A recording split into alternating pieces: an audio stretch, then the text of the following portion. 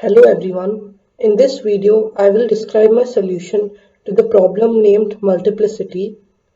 This problem is taken from a Codeforces Div2 contest and is rated 1700. It is a multi-step problem with a simple two-dimensional dynamic programming idea but requires many optimizations to get full credit. So in this problem, we are given an integer array of size n and we need to choose a subsequence of this array with this property that each element in the subsequence is divisible by its index. So this means that if the subsequence which we have chosen is b1 to bk, then this subsequence will be valid only if bi is divisible by I for all I going from 1 to k, and we need to find the number of such good subsequences. So in the first line of the input we are given n, which is the length of the array, then we are given n integers. So let's look at the sample test case to get an idea of what the problem is saying.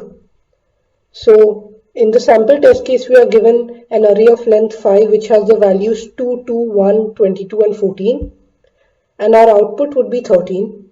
This is because there are 13 subarrays or subsequences which are good and which satisfy the property that the ith element in the subsequence is divisible by I. So the 13 subsequences would be 2, 2, 1, 22 and 14. So there are 5 subsequences of length 1, and as you can see these are the 8 subsequences of length 2. So the answer would be 13, which you can verify is the correct answer. So since this problem is quite difficult and is multi-step, I will break down the solution into 3 parts. So in the first part, I'll explain the normal 2D DP state, which is relatively straightforward. Then I'll explain how we would memory optimize our code. In the second part, I would explain how we would optimize our code to pass the time limit, but actually it would not pass because of some minor tweaking which we need to do. So that would be the third part of a solution, in which I'll show what extra steps need to be taken to get AC. So let's look at the idea behind the solution. So the variables which we need to capture in our DP state are the current index I and the length of the subsequence j. So our state would just be I comma j, and this was the hint over here because I broke down the 13 cases into 5 subsequences of length 1 and 8 subsequences of length 2. So that gave you a hint that I comma j would be the DP state where I is the current position and j is the length of the subsequence. So more formally what our DP state would be that dp I comma j. So let's define our DP state to be, let dp ij be the number of good subsequences which have a last index less than or equal to I and are of length j. And the reason why we did this is because the last index, so the final answer would just be dp of n of 1 plus dp of n of 2 plus all the way up till dp of n of n, which would basically be the number of good subsequences with last index at n or before n, and which are of length 1, of length 2, of length 3, or all the way up till length n. So that's why we define our DP state in this way. Now the main thing to observe is that for our base case, so in the base case we would have dp of 1 of 1 is 1 because the first element, because the last index, so assuming 1 based indexing,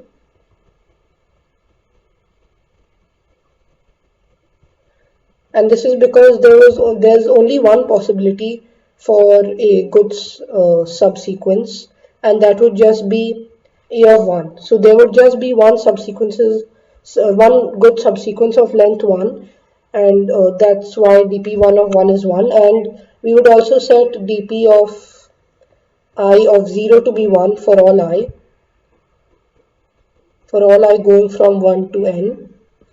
And this is because there is exactly one subsequence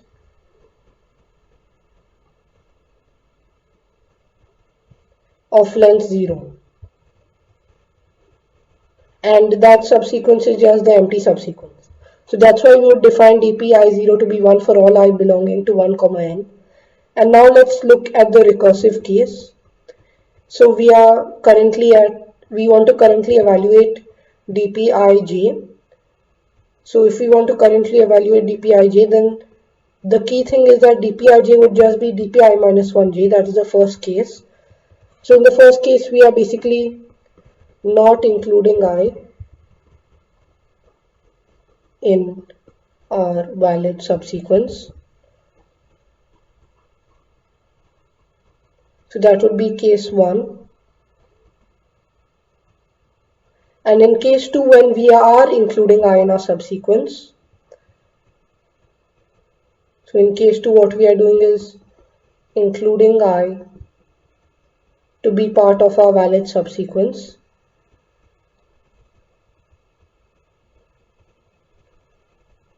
Then we would, so the first thing to notice is that case 2 is valid only if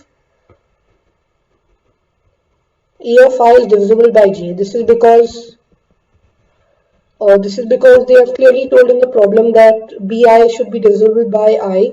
So because Ai is being the jth element, so that's why we need Ai to be divisible by J, because J is the index of I. J is the index of Ai in our valid subsequence. So if Ai is divisible by J, then we would add dp of I minus 1 of J minus 1. This is because we have set the last index j to be ai, and then we have a subsequence of length j minus 1 to be selected. So this is basically the length of the remaining subsequences j minus 1 once we have selected I. And the main thing to realize in this code, in this solution, is that the time complexity.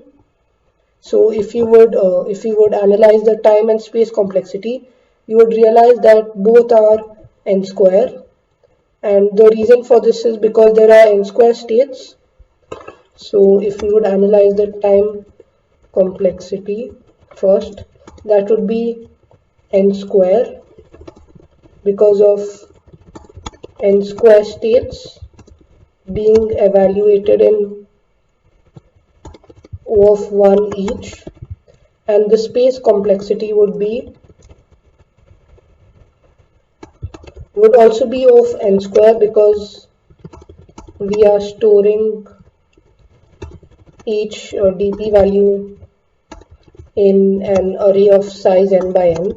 This is because clearly both I and j can go up to n, and hence we would store our dp value in an array of size n by n, and naively this would take n square space and n square time. And this is where I would want to suggest the space optimized idea. So for the space optimized idea, we need to realize that we are only relying on dpi minus 1 when we are computing dpi. So that's the key idea behind how we would reduce our space complexity. So we would reduce the space complexity by storing the values in a 2 by n array. So basically what our array would just be is, instead of being dp of n comma n, we would discard this array and we would transform it into a 2 by n array. And we would do this in the following way. We would just take the remainder of the index I modulo 2. So each index I would be stored modulo 2. So this basically means that we would just do dp of I modulo 2 of j for each dp value instead of doing dp ij. And the reason why this works is because, so basically the previous index would just be dp of I minus 1 modulo 2, and we are using the fact that we need, so the reason why this works is because we are using the fact that we need only 2 rows of the DP table at a time. So that's the key idea. We are using only 2 rows of the DP table at a time, and hence we need to store only 2 rows in our space optimized version. So sorry about that. We are storing only 2 rows of the DP table at a time. That's why we would just use a 2 by n array instead of n by n array. So let's look at the code for this version of the solution. So in this code, I'm just inputting n and I'm reading in the values of the array, and then I'm using a 2 by n dp table instead of n by n, and this was our base case. Basically dp of I of 0 is 1 for all I going from 1 to n, and as I mentioned, we would store our values modulo 2 because because that would ensure that we are using only 2 rows of the DP table. Then this would be our second part of the base case, and then for the recursive case we would just go for all possible I from 2 to n, for all possible j going from 1 to I. This is because we already stored dp of I of 0 is 1. We have already computed dp I of 0 is 1 over here. So we don't need to loop for j going from 0. We can go from 1 to I. And here again we would do I modulo 2 to ensure that the indexes remain from 0 and 1. And dp I modulo 2 would be dp of ij would be dp I minus 1 j. And the reason why I put I plus 1 is because because a plus 1 mod 2, so a plus 1 mod 2 is equal to a minus 1 mod 2, and you could check this, or if you don't want to go to this depth, you could just do I minus 1. It doesn't really matter. The reason why I chose I plus 1 is because sometimes sometimes if I minus 1 becomes negative, then that becomes a problem, because negative numbers modulo 2 would be negative. So that's why I put I plus 1 for simplicity. And then, so this would be the first part of a recursive case. dp ij is dp I minus 1 j. And the second part would be if ai is divisible by j. So if ai is divisible by j, that is ai is the jth element in our good subsequence. If this is possible, then we would just add dp I minus 1 of j minus 1 to our final answer, I mean to the final value of dp ij. So we would increment dp ij by dp I minus 1 j minus 1, and we would take this under modulus because again the number of valid sequences can be at most 2 to the n minus 1, and since n is 10 to the 5, this would overflow, and hence we need to output it modulo 10 to the 9 plus 7. And then our final answer would be just the sum of all dp n j or dp n I for I is 1 to n, and this is because we would consider all possible lengths of valid subsequences. So the valid subsequences have to be of length greater than or equal to 1. They have clearly mentioned here that B is non-empty, so that's why we can't consider the empty subsequence as a valid subsequence. That's why we would run our loop from I is 1 to I is n. And so this would be the space optimized solution, but this gives TLE because we are doing an n square loop and n is up to 10 to the 5. So this gives a TLE, and let's think of how we would make our DP evaluation faster. So key thing to realize is that there's nothing wrong in our DP state, there's nothing wrong in our base cases and in our final answer. The main thing which we need to optimize is this code segment. So that's what I'll be explaining in the second part of our solution. The main idea for our time optimized solution is to realize where we are going wrong in our transition. So the transition time is too slow. The transition time from one state to the other basically is O of n time, which is too slow, and we need to realize that we are accessing only those j which are divisible, which AI is divisible by. So we need to loop overall j only which are divisible by AI. So that basically means that we need to consider only the divisors of AI. So, and we only need to reach them and update the DP values. So let's rewrite our code segment using this idea. So the first thing which we would do is we would replace DPI, the whole DP table. So replace the previous row, replace the current row in the DP table with the previous row. And this is because we notice that we are doing this thing again and again, so let's just do it in one line, replace the whole row again. And then the key thing is that we would only access j such that AI is divisible by j. So in other words, we only need to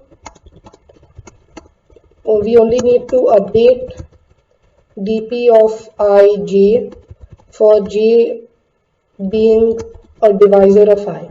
So we just need to loop through all the divisors of I and we can, the divisors of AI, and we can get the divisors of AI in O of square root n time. So let's change our loop to go up to square root of AI, and let's increment j and loop only up till square root of AI. So if AI is divisible by j, then let's also create a to update vector. So in this case we would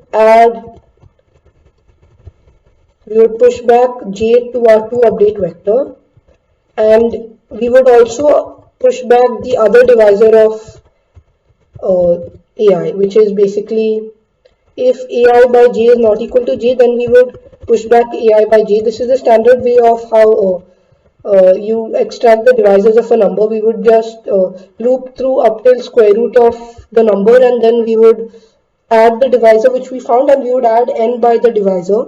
So that's all that we store, that's all that we do over here. We find all the divisors and we store them in to update.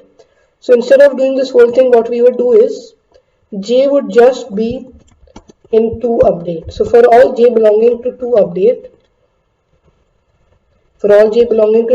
we would do the same thing. We are only updating dp of ij for j being a divisor of AI, and this solution should work because we are only going through square root of n values, and in this case n is 10 to the 6. So the time complexity of our solution, so let's analyze the time complexity of our new solution. So time complexity seems to be on the outside, it seems to be O of n into square root of max AI.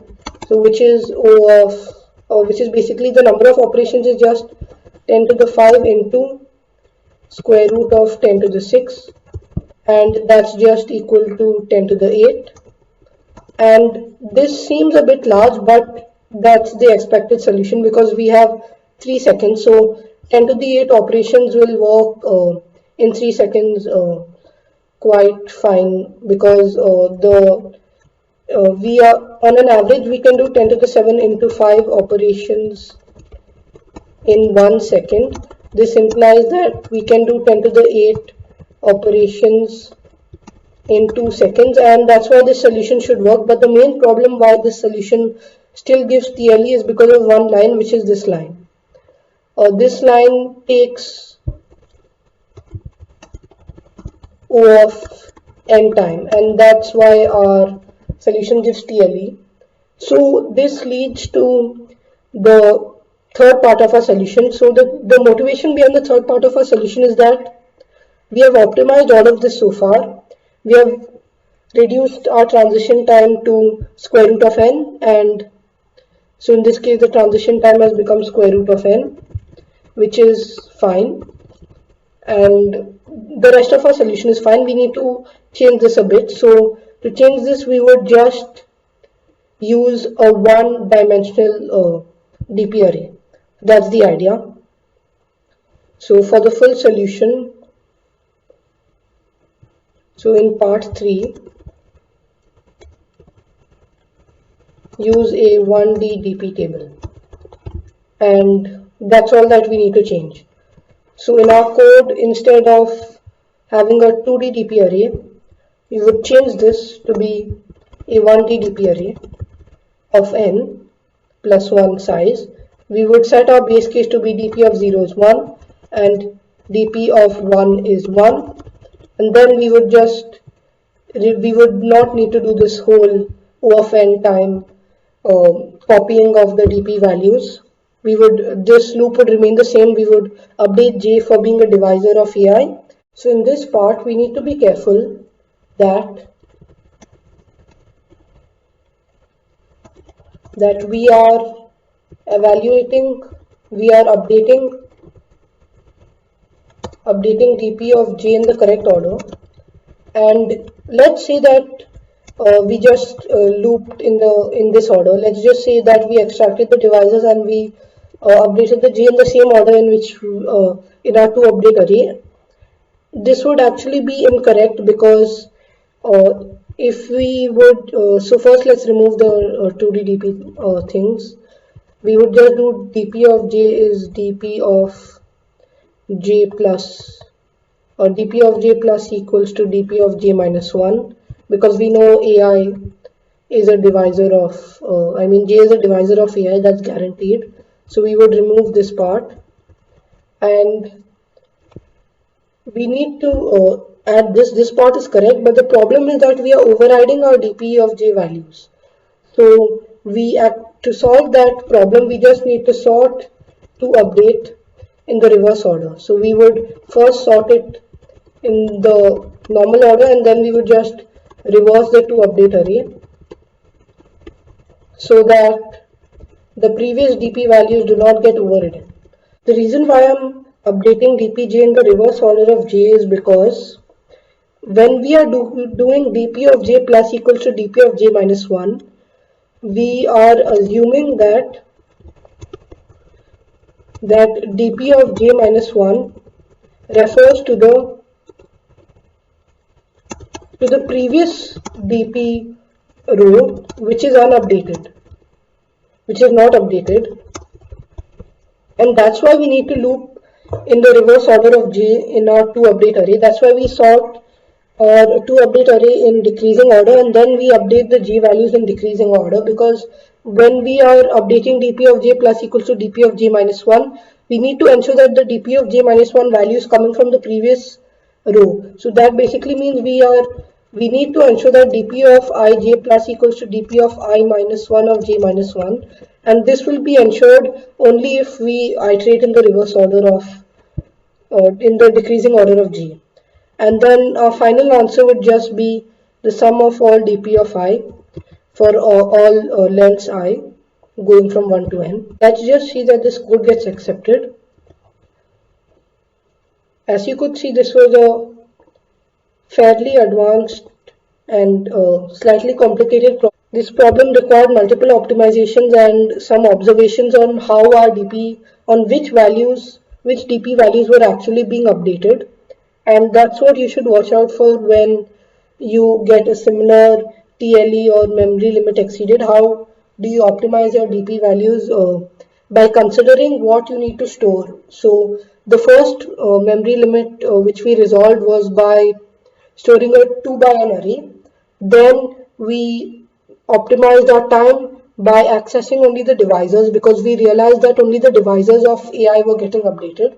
And then the third part was to make the transition even faster by using a 1 by n array. There was actually one small problem with my code which gave a runtime error on test 2, which was that I initialized our DP value to be of size n plus 1. And this is fine conceptually, but this actually does not work in practice, because DP of j will be, j can go up to 10 to the 6 plus 5.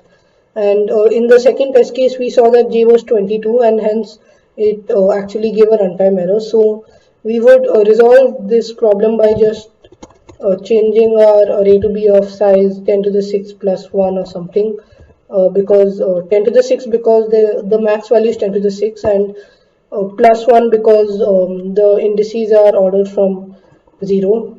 So in one based indexing, we would need to add 1. I hope you liked the video and my solution, and you enjoyed the optimizations required to solve this multi-step problem.